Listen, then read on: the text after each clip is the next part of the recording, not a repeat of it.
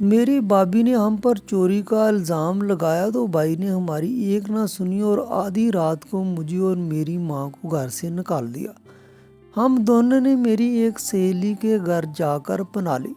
میرا یونیورسٹی میں آخری سیمسٹر چل رہا تھا، میں لوگوں کے گھروں میں کام کرنے لگی اور ایک گھر کرائے پر لے لیا اور یوں اپنی پڑھائی مکمل کر لی۔ میری ڈگری مکمل ہوئی تو میں نے مقابلے کا امتحان دیا اور پولیس میں آفیسر لگ گئی۔ ایک دن مجھے کال موصولی کہ گاؤں کا وڈیرا کسی کو درخت کے ساتھ باندھ کر اس پر تشدد کر رہا ہے۔ جب میں موقع پر پہنچی تو مظلوم آدمی تو میرا بھائی۔ میں یونیورسٹی سے گھر واپس آئی تو گھر کے قریب پہنچ کر میرا سر شرم سے جھک گیا۔ محلے کے لوگ مجھے تمسخرانہ نظروں سے دیکھنے لگے تھے۔ میں خاموشی سے سر جھکا کر گھر کے اندر داخل ہو گئی تھی۔ گھر کے اندر پہنچتے ہوئے بھی محلے والوں کی تمسخرانہ نظروں کو اپنی پشت پر میں اچھے سے محسوس کر رہی تھی۔ ان کے ہونٹوں پر جو دبی دبی مسکان تھی اس کی وجہ میری بھابی تھی۔ جب سے بھابی کی شادی ہوئی تھی بھابی نے ہمارا جینا محال کر دیا تھا۔ اماں اپنی غریب بانجی کو یہ سوچ کر بیاہ کر لائی تھی کہ وہ ان کے بڑھاپے کا سہارا بنے گی۔ میرے ساتھ بھی بھابی کی شادی سے پہلے بہت دوستی تھی، مجھ سے بہت محبت سے پیش آتی تھی اور شادی کرتے ہی ان کا رویہ اور نظر بدل گئی تھی۔ جب بھی اماں یا میں بھائی سے شکایت کرتے تو وہ الٹا ہم پر ہی غصہ کرتے۔ آپ کی وجہ سے ہی میں نے شبانہ کے ساتھ شادی کی تھی، یہ سوچ کر کہ آپ اپنی پسند سے لڑکی لے کر آئیں گی تو اس کے ساتھ اچھے طریقے سے رہیں گے، مگر آپ لوگوں نے تو آتے ساتھ ہی میری بیوی سے بندش باندھ لی ہے۔ اس کے ساتھ کس بات کی ضد ہے آپ کو؟ اتنا تو آپ کو سوچنا چاہیے تھا کہ وہ آپ کی اپنی بانجی ہے۔ بھائی کے منہ میں جو آ رہا تھا وہ غصے سے بولے جا رہے تھے۔ اماں اور میں اپنا سا منہ لے کر رہ گئے تھے۔ میری اماں بہت غصے والی تھی، وہ کسی کا بھی لاج نہیں کرتی تھی، جو بات ہوتی وہ منہ پر کہہ دیا کرتی تھی اور اپنی اس عادت کی وجہ سے وہ پورے خاندان میں مشہور تھیں اور بھائی اماں کی اس عادت سے چڑھتے تھے۔ بھائی کو لگتا تھا کہ اماں اپنی اس عادت کی وجہ سے مجبور ہیں، مگر بھائی یہ نہیں جانتے تھے کہ اس بار اماں کی کوئی غلطی نہیں تھی، بلکہ بھابی ہمارے ساتھ زیادتی کر رہی تھی۔ نہ جانے انہیں ہمارے ساتھ کس بات کی پرخاش تھی کہ ہر وقت زہر ان کی زبان پر اگلتی رہتی تھی، مگر جب بھی یونیورسٹی سے گھر واپس آتی تو مجھے دیکھ کر وہ تمسخرانہ انداز میں ہنستے ہوئے کہتی، لو آ گئی وہ، پورا دن یونیورسٹی میں نہ جانے کیا گل کھلاتی رہتی ہے، کس کے ساتھ وقت گزارتی ہے اور تمہیں پڑھائی کے نام کی گولی دے رکھی ہے۔ اس کا بھائی بھی بہت بیوقوف ہے، جوان لڑکی کو اپنے ہاتھ سے نکال دیا کہ شادی کر دو، مگر نہیں، انہوں نے تو تماشا لگانا ہے۔ بھابی کی ایسی باتیں دروازے سے باہر تک سنائی دیتی تھیں اور محلے والے ہمارا خوب ہی تماشا دیکھتے تھے۔ اماں اگر کسی بات پر بھابی کو ٹوک دیتی تو پورا دن وہ اونچی اونچی آواز میں بولتی رہتی اور محلے کے اور پڑوس کے لوگ خوب ہی یہ سب سن کر محظوظ ہوتے تھے۔ ساری زندگی میں نے اور اماں نے کبھی کسی کو خود پر بات کرنے کا موقع نہیں دیا۔ میں نے خود کو ہمیشہ سمیٹ کر رکھا، یہ سوچ کر کہ میں بن باپ کے بچی ہوں، اگر ایسا ویسا کچھ ہوگا تو میرا بھائی میری جان لے لے گا اور ماں وہ تو جیتے جی مر جائیں گی۔ سر جھکا کر گھر سے نکلتی تھی۔ بہت سارے لوگ میری طرف بڑے ہوئے تھے، کوئی دوستی کے نام پر تو کوئی بری نیت لے کر، مگر میں نے سب کو دھتکار دیا، اپنی نیت صاف رکھی تاکہ میری منزل آسان ہو جائے۔ اور اب وہی محلے والے ہم پر ہنستے تھے، انہیں ہم پر باتیں کرنے کا موقع مل گیا تھا کیونکہ بھابی اب یہ خود سب کو باتیں بتانے کا موقع دے رہی تھی۔ اماں ہم کب تک سب برداشت کریں گے؟ آخر آپ بھائی کو سمجھاتی کیوں نہیں؟ وہ اپنی بیوی کو سمجھائیں کہ وہ اپنی زبان کو سنبھال کر استعمال کیا کرے۔ لوگ کیسی کیسی باتیں کرتے ہیں آپ کو اندازہ نہیں ہے۔ لوگوں کی نظروں میں اپنے لیے تو مسخر دیکھ کر مجھے کتنی شرمندگی ہوتی ہے۔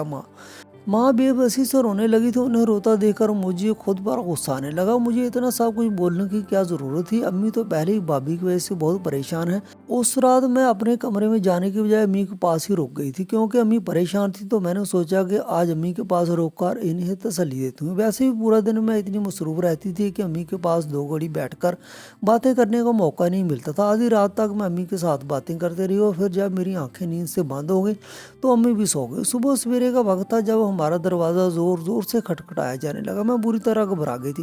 امی بھی ہڑبڑا کر اٹھ بیٹھی، ارے کیا ہو گیا شبانہ، کیوں دروازہ اتنے زور زور سے بجا رہی ہو؟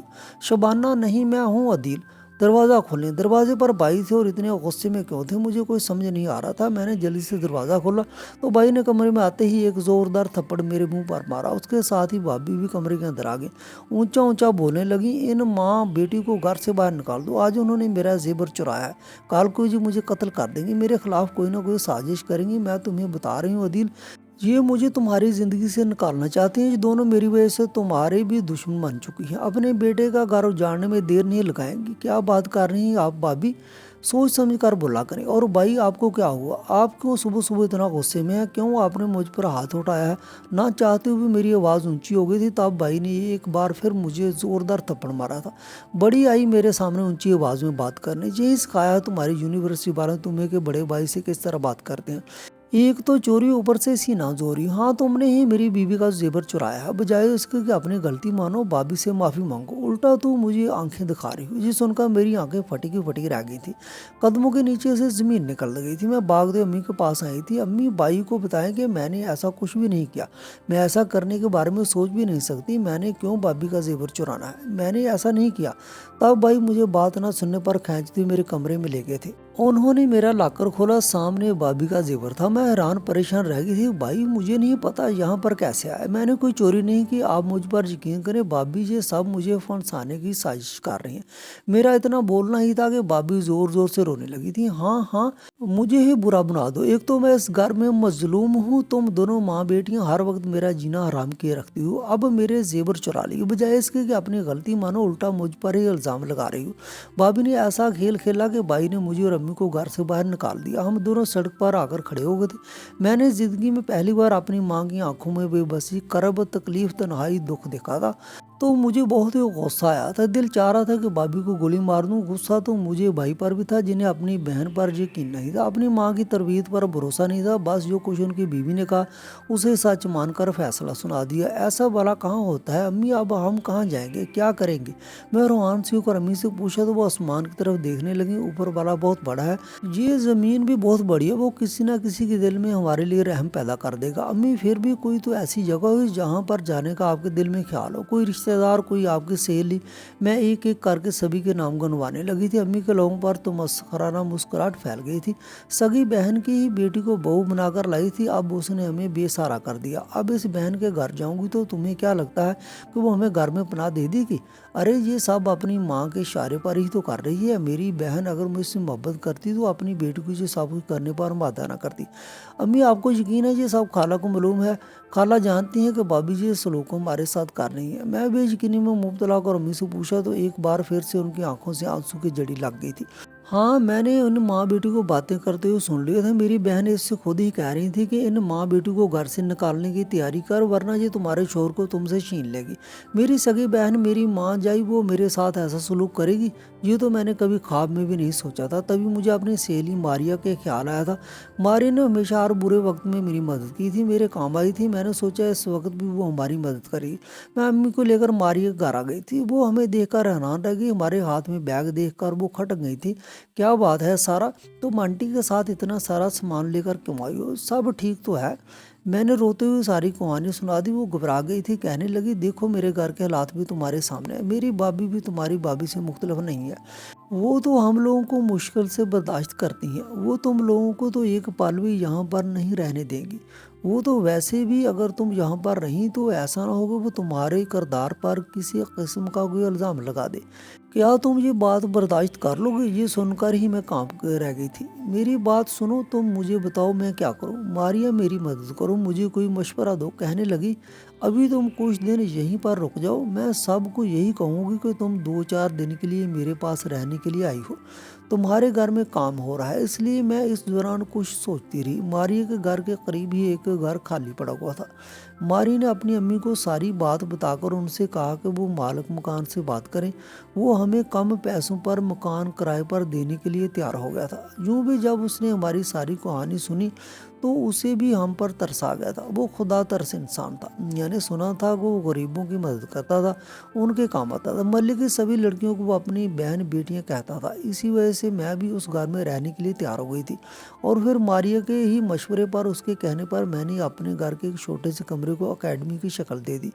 अब जब यूनिवर्सिटी से घर वापस आती तो मारिया के साथ मिलकर मैं बच्चों को ट्यूशन पढ़ाती। चंद दिनों में ही मैं इस काबिल हो गई थी कि घर का किराया और अपनी ज़रूरियात उठा सकती थी। मैंने इत्मीनान का सांस लिया। अब कुछ इत्मीनान अम्मी के चेहरे पर भी झलकने लगा था, मगर जो करब और जो तकलीफ मैं उनकी आंखों में देखती थी वो मुझे रातों को सोते हुए भी बेचैन कर दिया करती थी। कितने महीने गुजर गए थे, अब मेरा फाइनल सेमेस्टर भी मुकम्मल हो गया था। اس دن کے بعد سے میں نے تو کبھی اپنے بھائی اور بھابھی کے گھر گئی تھی اور نہ ہی کبھی ان لوگوں سے ملنے کی کوشش کی تھی، اور نہ کبھی ان لوگوں نے ہم سے رابطہ کرنے کی کوشش کی تھی۔ تھوڑا وقت مزید گزرا تو مجھے ایک بہت اچھی کمپنی میں جاب مل گئی تھی۔ امی کو لے کر میں شہر میں شفٹ ہو گئی تھی۔ ویسے بھی روز آنے جانے میں اب مجھے بہت ہی دقت ہوتی تھی۔ جب تک میں یونیورسٹی میں پڑھتی تھی تب تک تو گاؤں والے بس میں ماری کے ساتھ ہی سفر کر لیا کرتی تھی، مگر اب ماری کی شادی ہو گئی تھی اور اکیلے میں اتنے دور آنے جانے کے حق میں نہیں تھی، اور ویسے بھی اب میری اتنی تنخواہ تھی کہ میں آسانی سے اپنے اور ماں کے اخراجات برداشت کر سکتی تھی۔ اس کے ساتھ ساتھ میں نے CSS کی تیاری بھی شروع کر لی تھی۔ میں چاہتی تھی کہ اب میں کسی قابل بن جاؤں۔ میری ہمیشہ سے ایک خواہش تھی کہ افسر بنوں اور اپنی زندگی اپنی مرضی سے گزاروں، اور جب سے بھائی نے ہمیں گھر سے نکالا تھا تب سے تو میری یہ خواہش جنون میں تبدیل ہو گئی تھی۔ میری خواہش، میرا جنون بالآخر حقیقت کا روپ دھار چکا تھا۔ وہ دن میری زندگی کا سب سے یادگار دن تھا جب میں نے CSS کے نتائج کی فہرست میں اپنا نام دیکھا۔ میں نے مقابلے کا امتحان پاس کر لیا اور اب میں پولیس میں ایک اچھے عہدے پر فائز ہو چکی تھی۔ یہ کامیابی صرف ایک نوکری کا حصول نہیں تھی، بلکہ یہ میری ماں کی آنکھوں میں جھلکنے والے ہر کرب اور میری ذات پر لگائے گئے ہر جھوٹے الزام کا منہ توڑ جواب تھی۔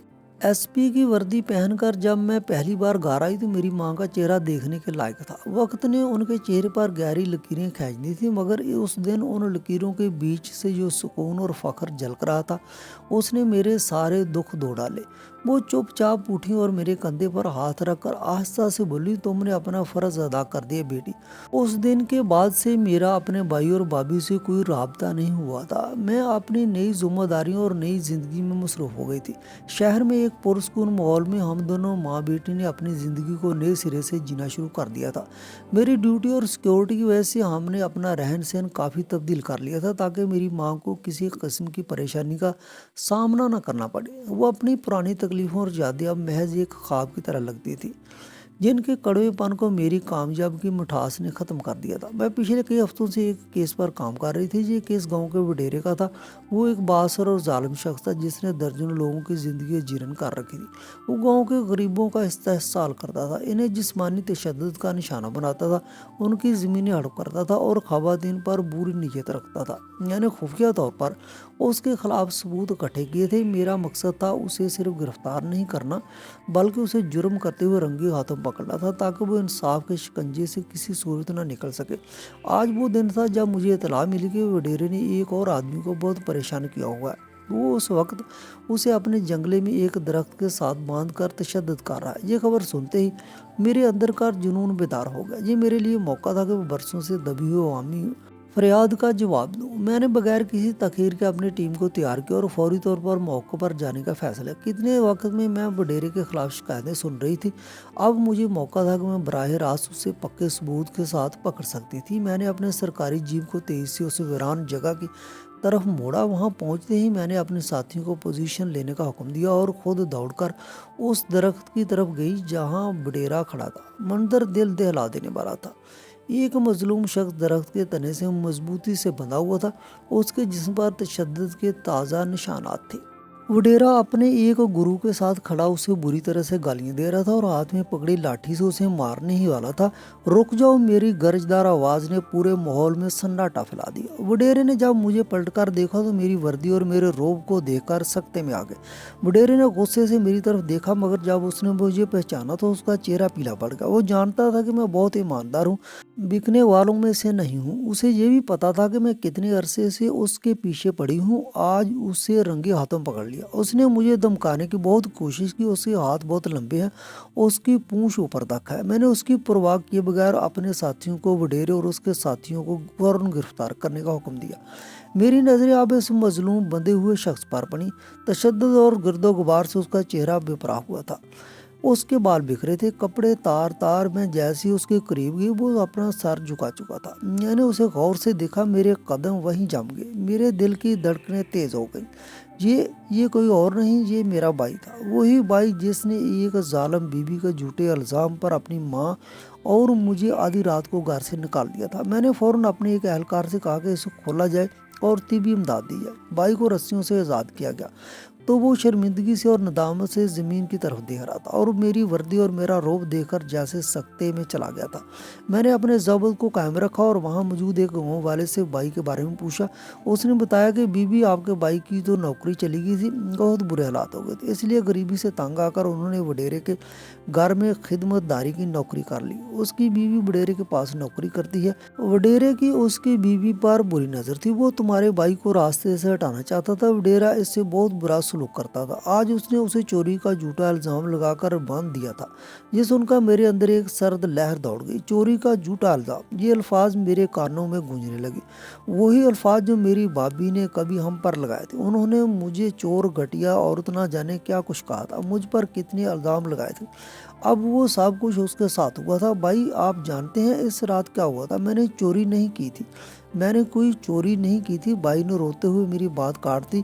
میں جانتا ہوں اس رات کیا ہوا تھا، مجھے میری بیوی نے سب بتا دیا تھا۔ اب وہ اپنی غلطی پر بہت شرمندہ ہے۔ اب وہ سب کچھ اس کے ساتھ ہوا ہے جو کبھی اس نے تمہارے لیے سوچا تھا۔ میں بھی بہت شرمندہ ہوں، مجھے اپنی بہن پر اعتبار ہونا چاہیے تھا۔ بیوی کے باتوں میں آ کر تو میں گھر سے باہر نکال دیا، ماں کو گھر سے نکال دیا، اپنی جنت کو اپنے ہاتھوں سے گما دیا۔ میں کتنا بد نصیب ہوں۔ بھائی زمین پر بیٹھ کر رونے لگا تھا۔ میں بھائی کے پاس گئی اور اسے گلے لگا لیا۔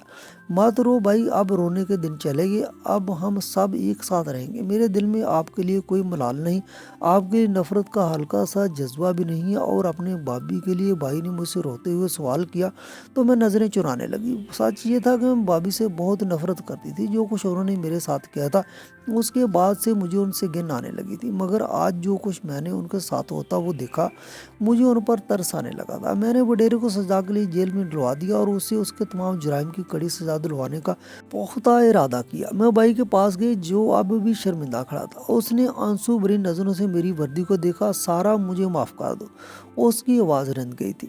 میں اندھا ہو گیا تھا، مجھے اپنی بیوی کی بجائے تم پر یقین کرنا چاہیے تھا۔ میں نے بھائی کی نوکری کے لیے ایک جگہ بات کی، اس کے خاندان کو دوبارہ اپنے پیروں پر کھڑا ہونے میں مدد کی۔ بھائی اور بابی کو شہر میں ہی میری رہائش گاہ کے قریب ایک چھوٹا سا مکان دلوا دیا۔ بابی نے بھی وڈیرے کے شرمناک اعتراف کے بعد سچے دل سے معافی مانگی۔ اس دن میں نے محسوس کیا کہ سکون بدلہ لینے میں نہیں بلکہ معاف کرنے سے ملتا ہے۔ میری کامیابی کا حقیقی مقصد بھائی سے انتقام لینا نہیں تھا بلکہ حقیقی مجرم کو سزا دینا اور معاشرے میں حق کا بول بالا کرنا تھا۔ یوں وقت نے سارے حساب چکا دیے۔